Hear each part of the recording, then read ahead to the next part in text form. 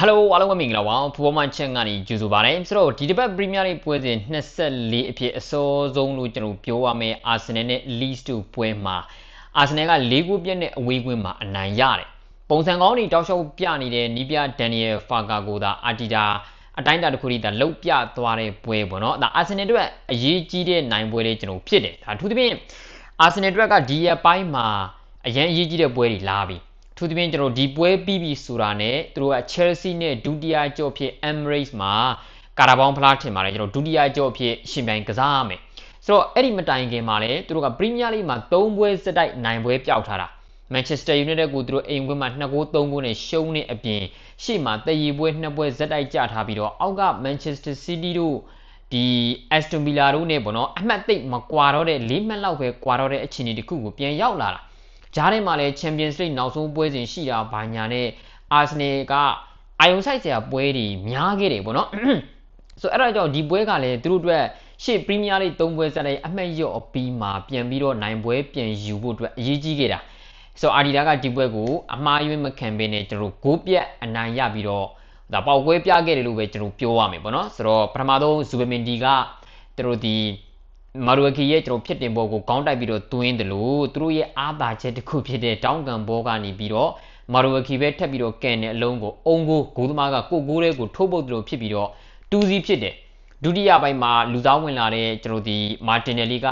crossing ညာချမ်းကနေပြီးရင်နဲ့လီစ်ရဲ့နောက်တန်းအားနည်းမှုပါတာရောဗီတာယိုကရက်စ်ရဲ့အတိုင်းအတာတစ်ခုတည်းဒါချက်ချင်းနေရာအမှန်ရောက်လာတာအပါဝင်3ဂိုးသွင်းပြီးတော့ဂျေဆူးကလည်းလူသားဝင်ဂိုးသွင်းတယ်ဆိုတော့၄ဂိုးပြကျွန်တော်အနိုင်ရတယ်ပေါ့ဒီပွဲကအင်ရှင်ဖြစ်တဲ့ Leeds ဘက်ကကျွန်တော်ကြည့်ရင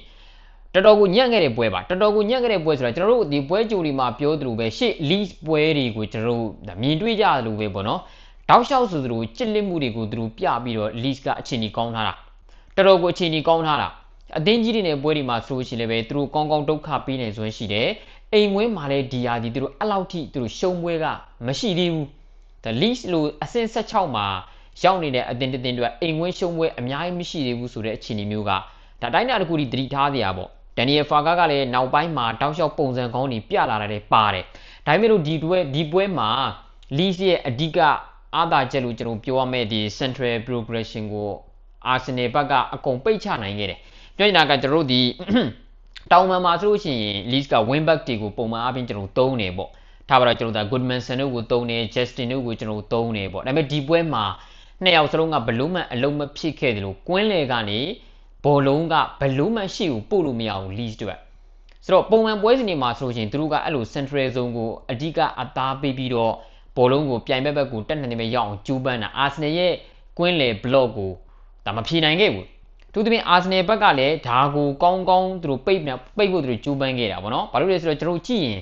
Arsenal ဟာ Leeds လိုအသင်းမျိုးနဲ့တောင်မှဟိုအတိုင်းအတာတစ်ခုတည်းအချိန်အများစုမှာပေါ့နော်တော်တော်အချိန်ဒီမှာဆိုလို့ရှိရင်သူတို့ဘက်ချမ်းမှာနော် Leeds ကအကုန်လုံးကိုကျွန်တော်တွန်းအားပေးပြီးတော့ဖိကစားနေတဲ့အခြေအနေမျိုးတွေ Arsenal ဘက်ကတသိန်းလုံးနောက်ကိုဆင်းပြီးတော့ဒီ Leeds United ရဲ့ center back တွေဒါမှမဟုတ်ကွင်းလေ defensive midfielder ထားပါတော့ Amber ပါတော့ဘောလုံးရနေပြီဆိုလို့ရှိရင် central zone ကနေဘလုံးမှဘောလုံးတွေပေးလို့မရအောင်ပိတ်ချထားခဲ့တာတွေကျွန်တော်ရှိတယ်အဲ့လောက်ကြီးပေါ့နော် Leeds ရဲ့အားသာချက်တွေကိုသူတို့က limit လုပ်နိုင်ခဲ့တာအဲ့ဒီကနေတစ်ဆင့်ပဲဘာမှဟိုဘယ်လိုပြောမလဲအစိတ်တောင်မရှိတော့ဘူးသူသဖြင့် Dominic Calvert-Lewin တို့ဆိုလို့ရှိရင်ဒီပွဲမှာဘာမှ effort မရှိခဲ့ဘူးဗျာဒီလားသူကဘယ်လိုပြောမလဲအမြင်ဘောတွေအားသာနေဆိုပေမဲ့ Gabriel တို့ Saliba တို့နှစ်ယောက်နဲ့ရှင်ရတဲ့အခြေအနေမျိုးဒါအပြင် Leeds ရဲ့ကစားသမားအများစုကကွင်းလယ်နဲ့နောက်မှာပဲရှိနေပြီးတော့တိုက်စစ်အတွက် supporting ဘယ်သူမှမရှိဘဲနဲ့ပေါ့နော်ဘယ်လိုပြောမလဲကစားသမားအရေးအတွက် limit ဖြစ်နေတဲ့အခြေအနေမျိုးမှာ Arsenal က first ball ဒီမှာရော second ball ဒီမှာကောသူတို့ရဲ့ defensive zone ထဲမှာဆိုရှင်ဘောလုံးတွေအရာယူရင်းနဲ့ Leeds ကတိုင်ပတ်ခဲ့ရတာဒါတပွဲလုံးကြီးပါပဲဘယ်လို့မှအဖြေရှာလို့ကျွန်တော်မရခဲ့ဘူးအဲ့တော့ Arsenal ဘက်ကဒီပွဲကို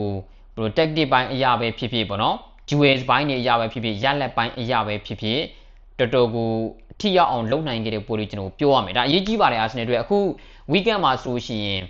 Manchester City က Spurs နဲ့ကျွန်တော်ကစားတော့မယ် City နဲ့သူတို့ Arsenal တို့ဂျားထဲမှာ4မှတ်ကွာပါတယ်အခုဆို9မှတ်ကွာသွားပြီ Manchester City အနိုင်မရဘူးဆိုရင်ပေါ့နော်ဆိုတော့ City ရဲ့ဘက်ကလည်း Spurs ကိုသူတို့နိုင်ဖို့ကြိုးပမ်းပါပဲ Spurs ကလည်းဒီမှာတိုင်ပတ်နေတာပြည်တွင်းကပြီး Aston Villa ကလည်း Brentford လိုအသင်းမျိုးနဲ့အိမ်ဝင်းမှာလက်ခံကစားမယ်ဆိုတော့ Arsenal တို့ဒီထက်ပိုအမှတ်မကက်လာဖို့အရေးကို သူတို့ကနိုင်ဖို့ကြိုးပမ်းခဲ့တဲ့နေရာမှာအနိုင်ရသွားတယ်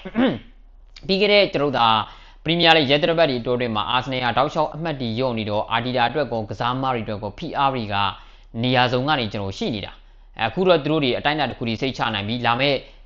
ဒီ Chelsea နဲ့ပေါ့နော်ဒါ London Derby လည်းဖြစ်တယ်အရေးကြီးတဲ့သူတို့နောက်ထပ် target ထားတဲ့ဖလားတစ်လုံးလို့ကျွန်တော်ပြောရမလားဒ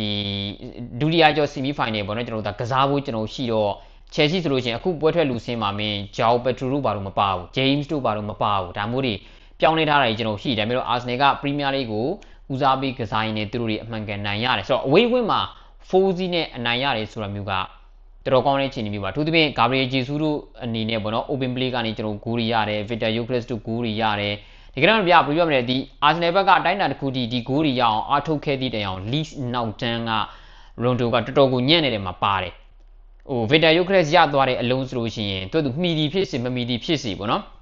ခေါင်းတိုက်ပြီးတော့ရှင်းထုတ်ဖို့ကျွန်တော်ကြိုးပမ်းမှာဒီတိုင်းကြီးရက်ကြည့်နေခဲ့တာနော်ရက်ကြည့်နေခဲ့တာဆိုတော့ Leeds ရဲ့နောက်တန်းမှာဒီ ground jewels တွေပဲဖြစ်ဖြစ်ပေါ့နော်ဟို area jewels တွေပဲဖြစ်ဖြစ်ကျွန်တော် strength လောက်ကပဲအကုန်လုံးကိုရှင်းထုတ်နေတာ Rondon ကဒီပွဲတော်တော်ညံ့နေတယ်မှာပါတယ်ဆိုတော့ Gyökeres ကိုဆိုလို့ရှိရင်သူဘလူးမှန်ပေါ့နော်အမြင်ပေါ်ရှင်မလူနိုင်တယ်လို့ defensive awareness တွေတအားညံ့ခဲ့တယ်မှာပါတယ်အဲ့လိုကနေဒီစင် Arsenal ကအားသာချက်တွေကျွန်တော်ရသွားတယ်ဒီ Gabriel Jesus တွင်းသွားတဲ့အလုံးကိုကျွန်တော်ကြည့်နေဒီတိုင်းပဲ Jesus အနေနဲ့ပထမတစ်ချက်ဘောလုံးကိုနောက်ပေါက်နဲ့ကျွန်တော်တို့အသာလေးယူပြီးတော့ဗောနော်လှည့်လိုက်ကြတဲ့ကတန်းကန်လို့ရတဲ့အခြေအနေမျိုးမှာတောင်သူ hesitate ဖြစ်သွားပြီးတော့မကန်ဘူးဒါပေမဲ့လို့အဲ့ဒီ Leeds 3ယောက်လောက်ဝိုင်းနေတဲ့ဂျားတွေကနေထက်ကန်သွားတာကိုကြည့်ရင် Leeds ရဲ့ခံစစ်စားမားတွေတော်တော်လေးကိုဒီပွဲကဗောနော်ဘယ်လိုပြောမလဲဟိုဘယ်လို active ဖြစ်မနေဘူးပြကစားမားတွေကအရင်လေးလံမှုတွေရှိနေပြီးတော့တော်တော်တိုင်ပတ်ခဲ့တာဒါမိုးကလည်းတအားရွာနေတယ်ဗောနော်သူတို့အိမ်ဝင်းဆိုပြီးမှဘာအသာကြီးမှမယူနိုင်ခဲ့ဘူးဆိုတော့ဒါ Arsenal အတွက်ကတော့ခုနကပြောသလိုပဲသူတို့အရေးကြီးတဲ့နိုင်ပွဲဒါတကယ်တမ်းကျွန်တော်ကြည့်ရရင်လည်းပဲသူတို့ positive ဆန်တဲ့အရာတွေအများကြီးပါအုံကိုတွေနဲ့နိုင်တာတွေဒေါင်းကန်ဘောကနေနိုင်တာတွေနဲ့ကျွန်တော် set piece ကနေနိုင်တာတွေနဲ့ပြောနေကြတဲ့အချိန်မှာ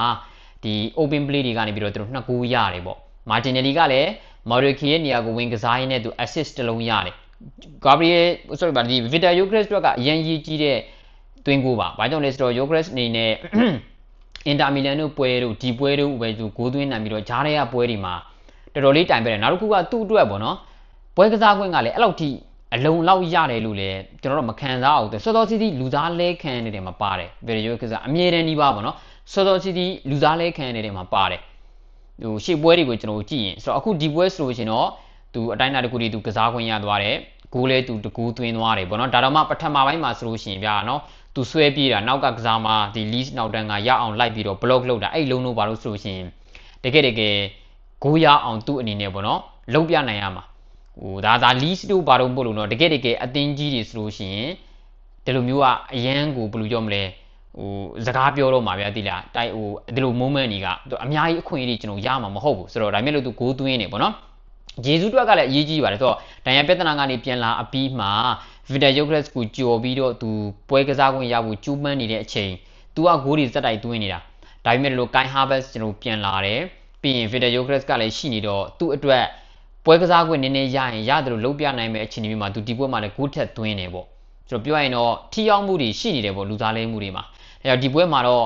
Leeds ရဲ့နောက်တန်းနေတော်တော်ကိုအားနည်းချက်တွေကျွန်တော်ရှိခဲ့ပြီးတော့အိမ်ဝင်းဖြစ်ပေမဲ့ထင်တယ်လို့မျိုးမလုံနိုင်ခဲ့ဘူးလို့ကျွန်တော်ပြောရမယ်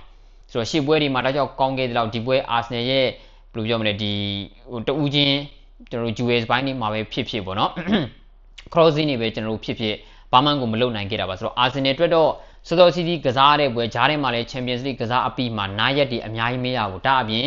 သူတို့ကဒီခရီးသွားတဲ့ခါကျတော့လေဘောနော်သူတို့လေနေပါတယ်အဆင်မပြေခဲ့တဲ့ခါကျတော့ကားတွေဘာတွေနဲ့တွားရပြီးတော့သူခရီးကမထင်မှတ်ထားတဲ့ပူကြာပူပြီးတော့ပြင်ပရင်တိုင်ပတ်ခဲ့ရတာဒါပေမဲ့ဒီပွဲမှာသူတို့အမှားယွင်းမရှိ၄ဂိုးပြတ်နဲ့အနိုင်ရတဲ့ပြင် clean sheet ပါယူနိုင်တယ်ဆိုတော့